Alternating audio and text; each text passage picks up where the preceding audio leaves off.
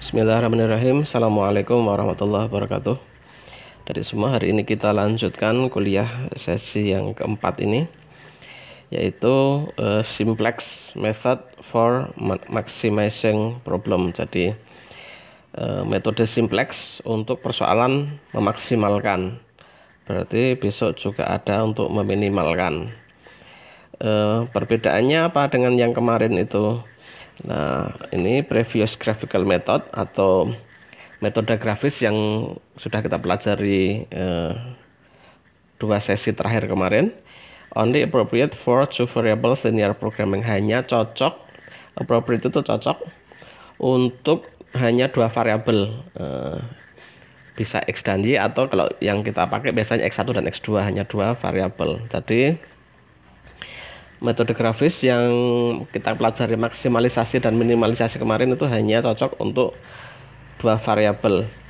Nah, for three variables or more, untuk tiga variabel atau lebih, simplex method is one of the methods that adaptable to computer programming. Jadi metode simplex ini adalah salah satu metode yang terkenal karena dia adaptable to computer programming, bisa kemudian diarahkan ke dalam pemrograman komputer. Jadi kalau Anda sudah memahami step-stepnya, maka Anda akan bisa bikin algoritmanya, kemudian decoding ke dalam dalam bahasa komputer, bisa menggunakan MATLAB atau Python yang asal cocok untuk matrix nanti.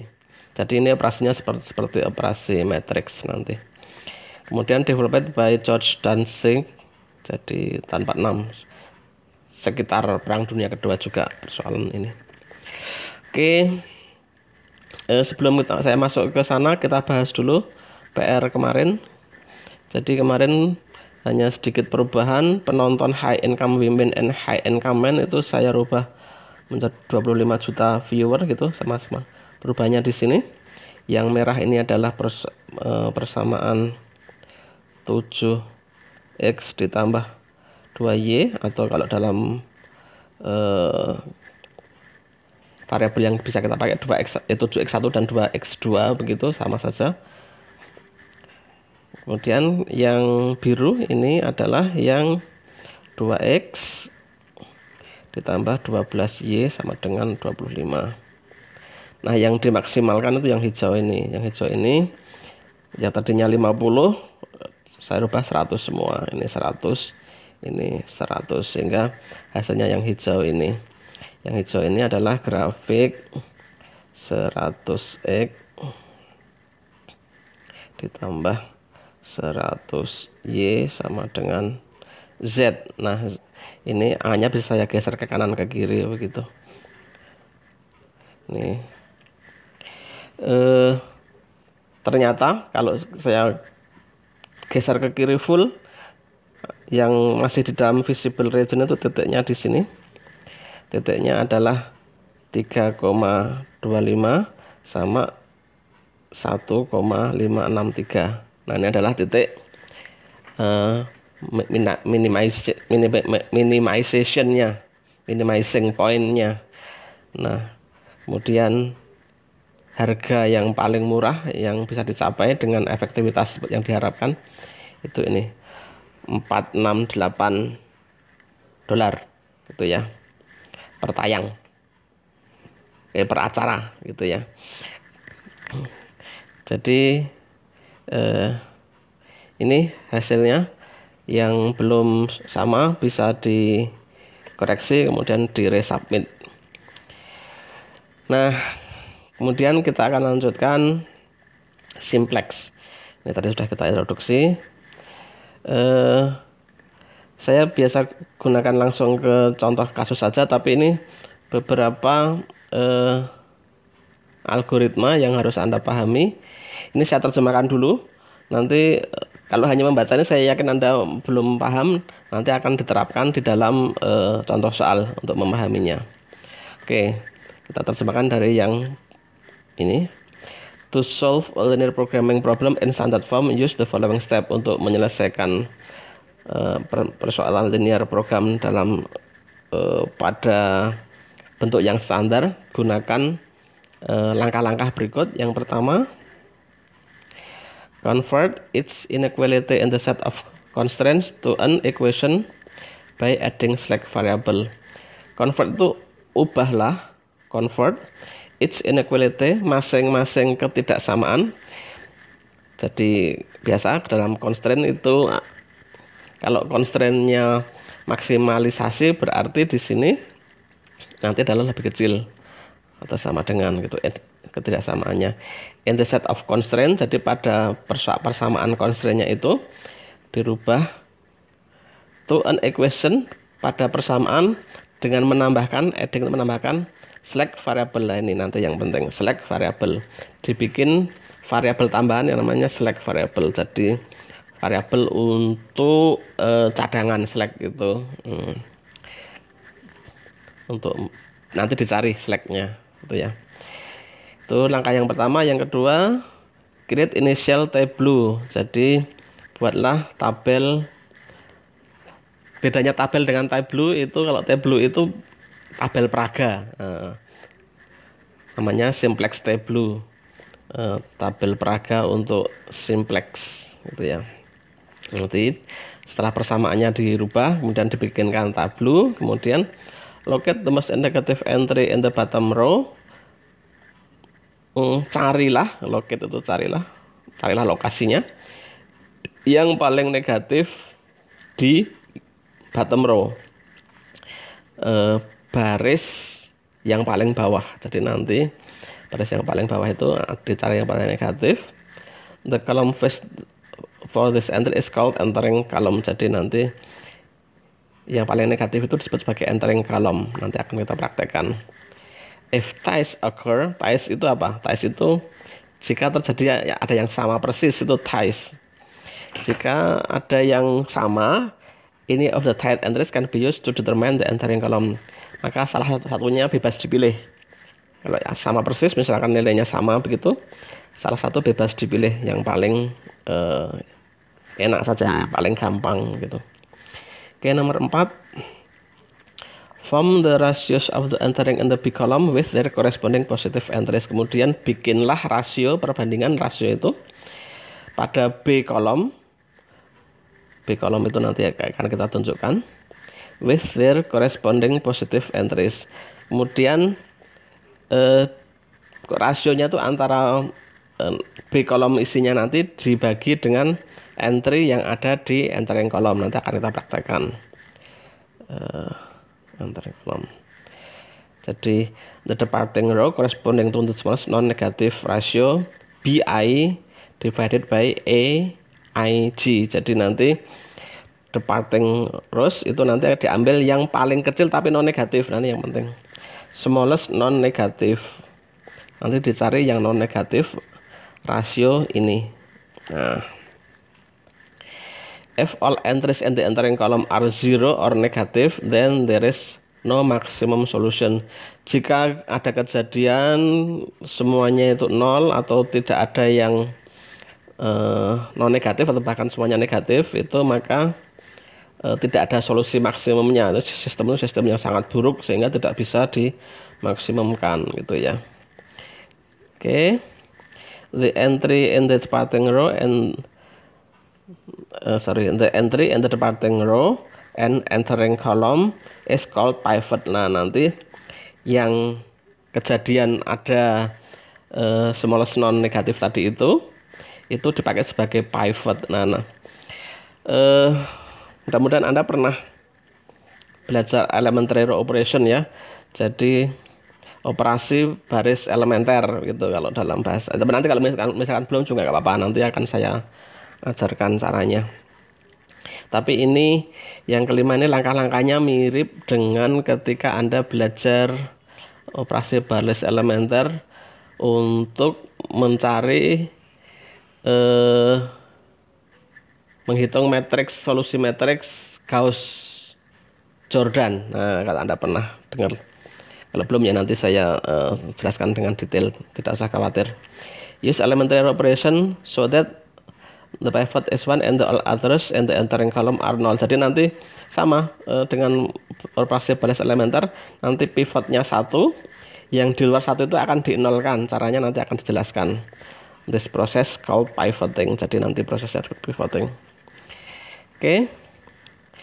Kemudian yang keenam, if all entries in the bottom row are zeros or positive, this is the final tableau. Jadi proses tableau ini akan berakhir jika di daerah bottom itu sudah tidak ada yang negatif atau hanya ada angka 0 atau semuanya positif. Kalau sudah tidak ada yang negatif lagi, maka selesai. Stepnya sudah end. Gitu. Jika enggak, jika masih ada yang negatif, berarti balik lagi ke step 3. Ke sini lagi nanti. Terus lagi gitu. Jadi muternya nanti di sini. Iterasinya di situ nanti. Di situ.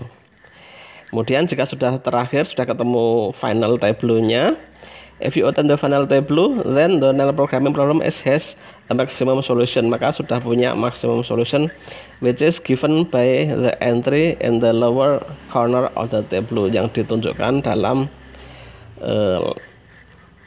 lower right corner of the tableau. Jadi pojok kanan bawah nanti itulah yang paling maksimum. Oke, ini akan kita praktekkan dengan contoh soal berikut. Nah, ini adalah soalnya. Jadi ini sudah diasumsikan Anda sudah bisa mengkonversi dari kasus ke dalam bahasa matematis seperti ini. Jadi ini dianggap sudah berlalu begitu kemampuan Anda untuk memahami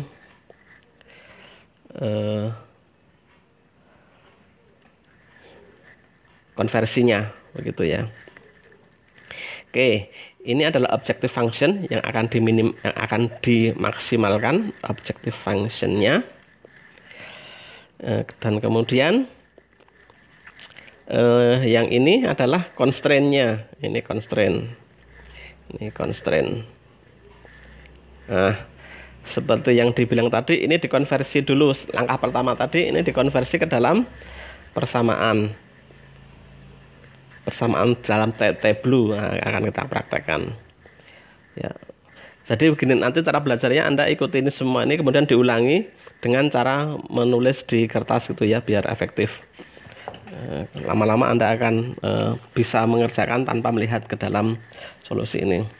Jadi objective function-nya kita rubah seperti ini. Objective function. Jadi ini kita bawa ke kiri semua. Nah, berarti tandanya juga berubah gitu ya. Ini min 2x1 ditambah x2 min 2x3 plus Z sama dengan 0. Jadi pastikan sebelah kanan sama dengan 0 gitu ya. Nah, ini objektif. Sekarang constraint-nya. Constraint-nya dirubah dengan menambah slack. Nah, saya tunjukkan di sini. Karena ada Anda sudah paham. Ini ada 3 variabel ya, x1, x2, x3. Ini sudah tidak visible lagi menggunakan grafis, karena menggambar grafis 3 dimensi dengan apapun lebih sulit ya. Kalau di sini x1, x2 berarti x3-nya 0. Ini ada, ini berarti x1-nya 0 gitu ya. Oke, ini akan kita rubah. Berarti nanti kalau ada 3 begini, itu juga ada 3 slack function. 3 slack variable gitu ya. Berarti S1, S2, S3. Jumlah variabel ini juga menunjukkan jumlah slack variabelnya. Oke. Begini caranya. Persamaan yang pertama ditambah slack 1 gitu.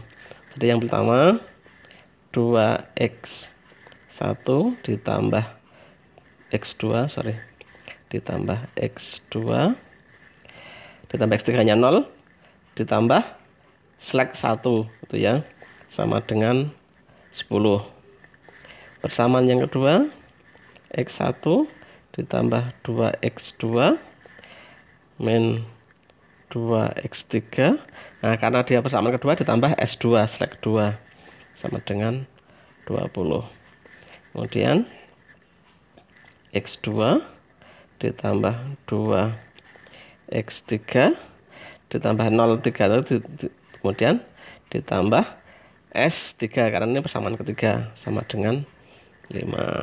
Nah, inilah perubahan penambahan select functionnya tadi yang dijelaskan di algoritma tadi. Nah, ini kemudian dibikinkan tableau tulisannya tableau gitu ya. Tablonya sebagai berikut. Jadi ini ditulis dulu ada variabel semuanya, X1, X2, X3, S1, S2, S3, Z, kemudian B kolom gitu ya. Oke, bentuknya seperti ini. Kita tulis dulu. Jadi ada variabel X1, X2, X3, S1, S2, S3, kemudian Z. Ini biasanya nih terus dipisahkan begini. Ini B kolom. Nah, gini aja. Nah, yang bagian atas, paling atas itu adalah constraint yang pertama. Diisikan, constraint yang pertama koefisiennya X1 adalah 2. Tulis koefisiennya saja 2. Koefisiennya X2 1. X3-nya enggak ada berarti 0. S1-nya 1. Ini enggak ada 10 gitu ya. Paham ya? Jadi ini diisikan tableau ini dengan koefisien-koefisiennya. Constraint yang kedua 1, 2, min 2, 0, 1, 0, 0, 20.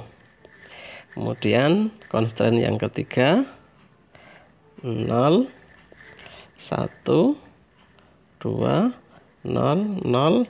Nah, ini select yang ketiga 1, Z nya 0, tablonya B kolomnya 5. Nah, ini constraint-nya. Nah, yang paling bawah ini adalah yang akan atau menggunakan garis lurus nggak apa.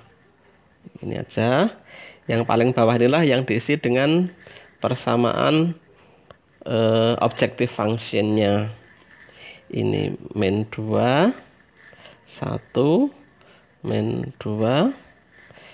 Objektifnya nggak punya select, tapi dia punya Z 1, 0. Nah, ini adalah tableau untuk persoalan yang tadi. Terus kalau sudah begini, langkah berikutnya adalah cari yang bottom ini yang paling negatif. Yang paling negatif berarti ini dengan ini. Namanya ties. Jadi ada sama. Kalau sama begini bebas dipilih yang mana. Saya memilih yang ini karena nampaknya lebih mudah ini ya. Nih, karena tidak ada negatif, mendingan yang ini saja. Nah, ini saya berikan biar jelas. Ini saya tandain dulu, saya mau pakai yang ini. Nah, kemudian tadi disuruh mencari rasionya. Rasio itu antara B kolom ini dengan di sini. Nah, ini 10/2 sama dengan 5. Atau saya tulis dulu ya, karena ini awal. Ini saya tulis sebagai 10/2 sama dengan 5. 20/1 sama dengan 20. 5/0 sangat besar, tak berhingga besarnya itu ya. Yang paling minimum adalah yang ini. Maka gunakan ini sebagai pivot pointnya. Nah, ini pivotnya gitu ya. Oke ya, paham ya. Jadi mencari pivotnya adalah cari yang paling negatif. Karena ini sama, Anda boleh coba yang ini nanti, tapi saya yakin ini ada agak kesulitan kan, di sini ada negatif, tapi nggak apa, hasilnya sama, nanti sama saja, tapi ini lebih mudah. Kemudian dibawa ke kanan, B-nya dibagi angka-angka yang di dalam ini. Hasilnya cari yang paling kecil dan non negatif gitu ya, paling kecil tetapi yang positif gitu ya. Betul, ini positif semua yang paling kecil ini. Kemudian pakailah ini sebagai pivot. Nah, kemudian buat pivotnya sama dengan 1. Jadi buatlah pivot sama dengan 1. Caranya seperti apa? Ya caranya setengah, karena ini 2 ya, saya kalikan baris yang pertama R1. Paham ya? Jadi bagaimana caranya pivotnya ini sama dengan 1? Karena di sini 2, saya mendingan saya kalikan setengah atau dibagi dengan angka itulah, gampangnya begitu ya. Oke, kalau sudah begitu saya tulis berikutnya. Ini memang agak banyak pekerjaan, tapi nanti kalau sudah paham tinggal dimasukkan ke coding, semuanya bisa dikerjakan oleh komputer gitu ya. Tapi Anda sebelum mengcoding kan harus paham jalannya dulu. Oke. Jadi akibat dari operasi ini berubahnya begini. Satu lagi, X1, X2, X3, S1, S2, S3, Z, B. B gitu ya. Ini saya tulis lagi dulu. Saya bikinkan ruangannya dulu. Berubahnya sebagai tidak di sini. Berubahnya adalah semua di baris pertama ini, row 1 ini saya bagi 2 atau kalikan setengah. Berarti ini 1 setengah 0 setengah 0 0 0 5 gitu ya. Nah, kemudian sisanya tulis dulu apa adanya. Nanti langkah berikutnya kita manipulasi. 1 2 min 2 0 1 0 0 20 0 1 2 0 0 1 0 5. Objective functionnya juga apa adanya, min 2 1 min 2 0 0 0 1 0. Nah, proses pivotingnya itu bagaimana? Tadi kan sudah ini saya kasih tanda, kasih ini kan sudah jadi pivot point. Ini ya menjadi pusat manipulatornya untuk memanipulasi angka-angka yang lainnya. Angka-angka yang lainnya yang mana? Jadi bagaimana caranya mengenolkan sisanya ini. Jadi ini yang di sini ini yang belum 0 dienolkan pada kolom itu. Jadi pivoting itu mengenolkan itu, atau saya tulis ya mengenolkan, zeroing atau nolling gitu ya, zeroing saja, zero, mengenolkan gitu ya. Caranya gimana? Nah, pusat manipulasinya ada di R1. Jadi manipulatornya ada di R1. Yang dimanipulasi yang belum 0 adalah baris kedua dan baris keempat gitu ya. Berarti biar 0 R4 minus R1. Paham ya? 1 dikurang 1 kan 0. Berarti ini pivoting untuk R4, R2, sorry. Wah, nggak konsen.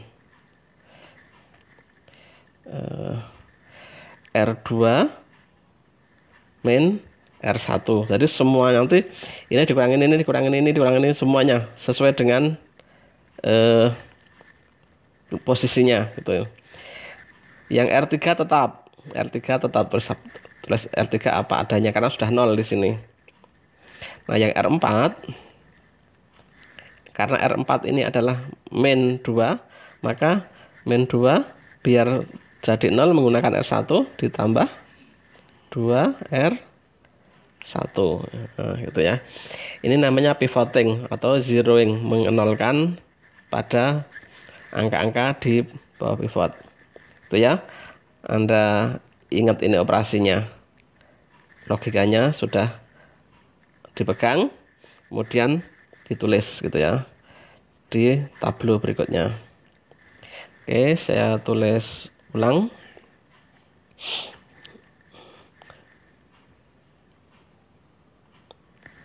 X1,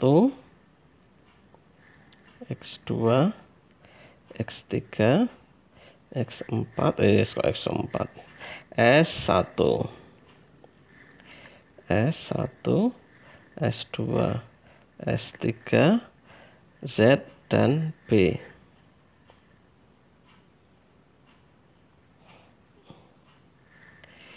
Yang pivot ditulis apa adanya.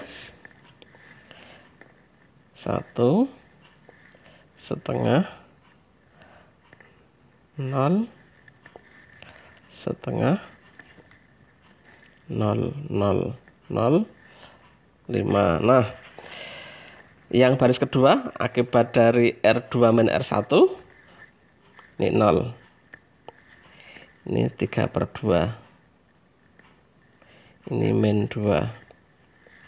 Min setengah 1 0 0 15.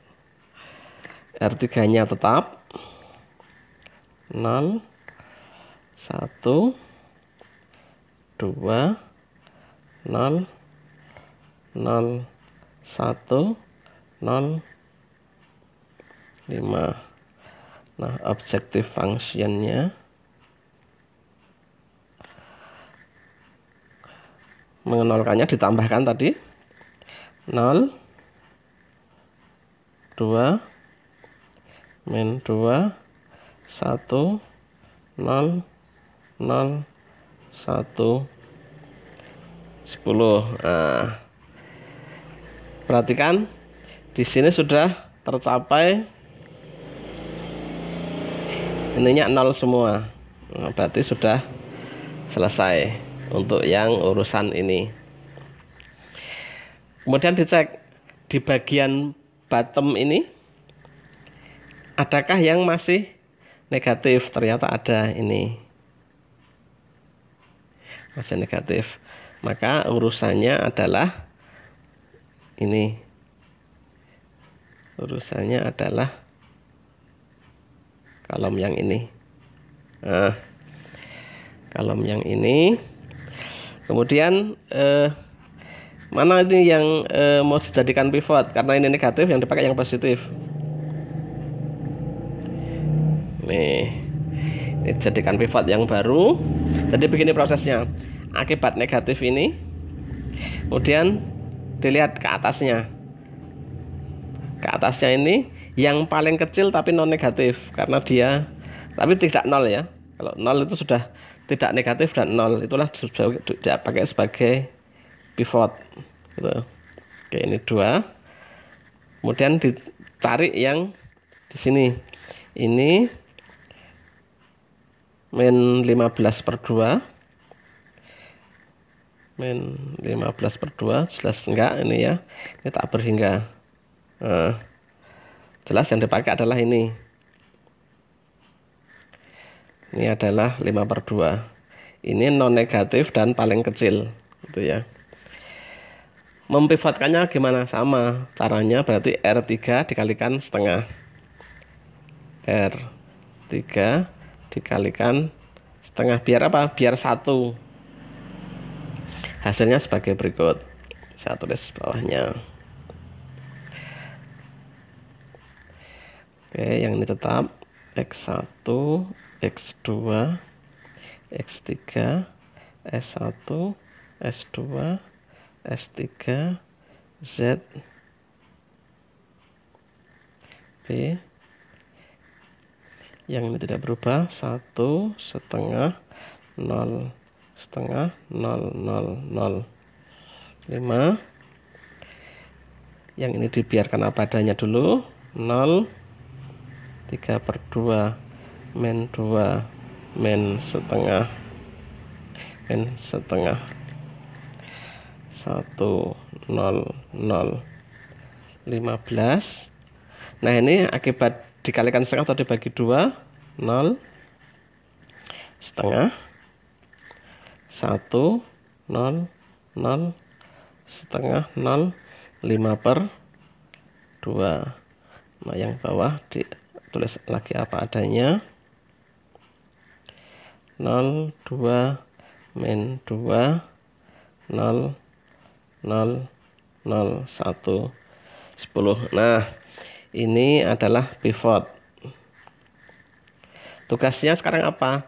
Mengenolkan yang belum 0, yaitu mengenolkan ini dan mengenolkan ini.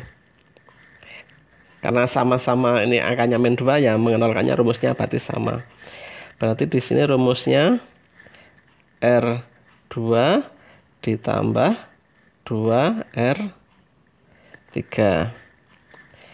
Ini sudah tetap, yang ini R4 ditambah 2R3 gitu ya.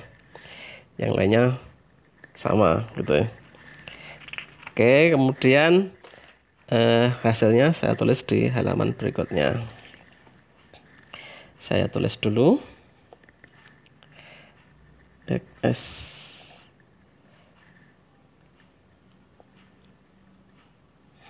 saya tulis dulu X1, X2, X3,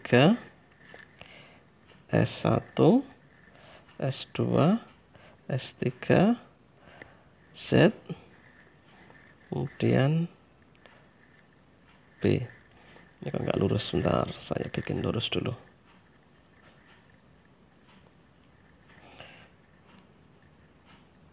B. Ini. Oke. Hasilnya ini tetap 1 setengah 0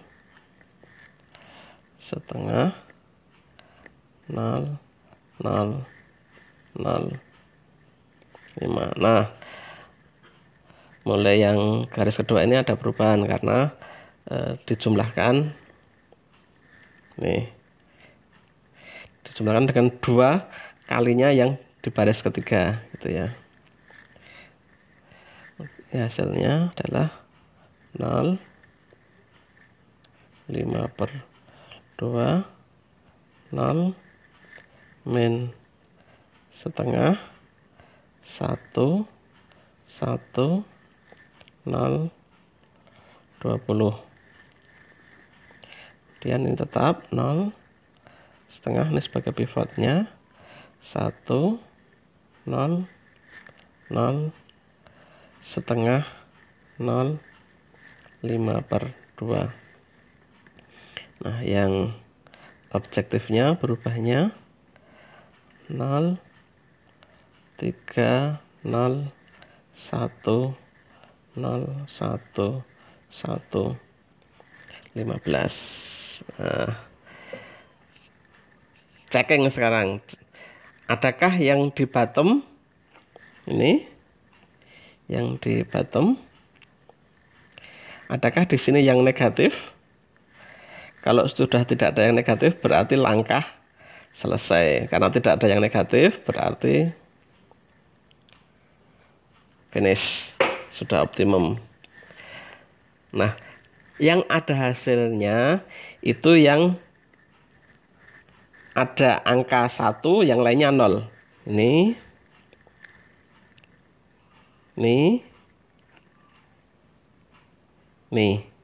sama ini. Nah, yang lain-lainnya ini dianggap 0. Jadi urusan kita adalah urusan variabel. Sebenarnya yang jadi urusan kita adalah X1, X2, X3 dan Z, ya kan? Yang jadi urusan kita pada dasarnya kan adalah X1, X2, X3 dan Z. Nah, kalau S1, S2, S3 itu hanya bantuan, slack itu hanya untuk bantuan saja. Nah, tapi yang tadi perhatian kita adalah mencari X1, X2, dan X3. Tapi bolehlah ini kita tulis hasilnya. Berarti X1 sama dengan 5, X2 sama dengan 0, karena di sini tidak ada 1 dan 0. Pas. Pokoknya yang ada nilainya itu hanya yang 1 dan sisanya 0, ya. X3 ada sama dengan, oh ya, ini itu ini ya. Nah, ini itu ini. Berarti kalau X3 ini berarti ini 5/2. Kalau mau ditulis ya S1 sama dengan 0, S2 sama dengan ini 20, S3 0. Nah, Z itu sama dengan ini 15. Itu ya. Kita balikkan ke persoalan aslinya. Kita lihat. Tadi persamaan objektifnya kan ini. Z sama dengan 2X1 min X2 ditambah 2X3. Apakah cocok hasilnya? Kita tes. Berarti apakah 2X1 ditambah min X2, min X2 ditambah 2X3 itu sama dengan Z. Kita cocokkan. 2 dikalikan 5 min 0 ditambah 2 dikalikan 5/2, apakah Z 15. 10 ditambah 5, 15, berarti betul. Oke, gitu ya caranya. Silakan diikuti langkah-langkahnya. Cara belajarnya pertama kali melihat begini, kemudian cara belajar berikutnya diulangi dari awal sambil menulis di kertas.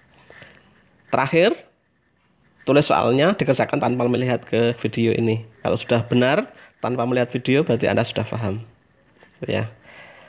Nah, kalau sudah paham, silakan nanti dikerjakan assignment-nya di paling belakang. Ini assignment-nya, silakan dicoba ya, dikumpulkan di folder simplex minimizing itu ya. Oke, selamat belajar. Sekian dari saya. Assalamualaikum warahmatullahi wabarakatuh.